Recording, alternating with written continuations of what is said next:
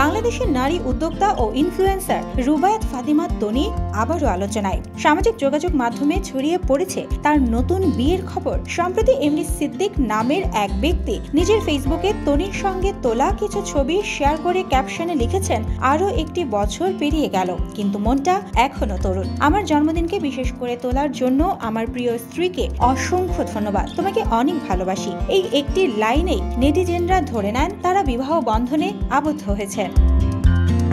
তনিও একই রাতে স্বামীর জন্মদিনে শুভেচ্ছা জানিয়ে লিখেছেন, তোমার মতো বিশেষ একজনের জন্মদিন উদযাপনের জন্য বছরে একটা দিনই যথেষ্ট নয়। এরপর থেকেই সোশ্যাল মিডিয়ায় শুরু হয় আলোচনা সমালোচনা। অনেকে অভিনন্দন জানিয়েছেন, কেউ বা তুলেছেন প্রশ্ন, প্রয়াত স্বামীর মৃত্যুর 1 বছর না যেতেই কেন নতুন বিয়ে?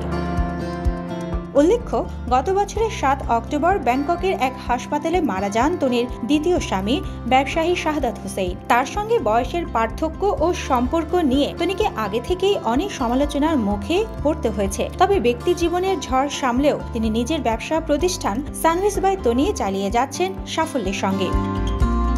তিনি আগে একাধিকবার বলেছিলেন, দ্বিতীয় স্বামীর অবর্তমানে ব্যবসা এবং সন্তান নিয়েই তিনি জীবন পার করে দেবেন, তবুও আর বিয়ে করবেন না। নতুন বিয়ে নিয়ে তনি এখনো আনুষ্ঠানিকভাবে কিছু বলেননি। তবে অনেকেই বলছেন, জীবনের কঠিন সময় পেরিয়ে তিনি নতুনভাবে শুরু করতে চাইছেন, ব্যক্তিগত জীবন হোক বা উদ্যোক্তা হিসেবে। রুবায়াত ফাতিমা তনি সবসময় আলোচনায় এবং এবারও এর ব্যতিক্রম নয়।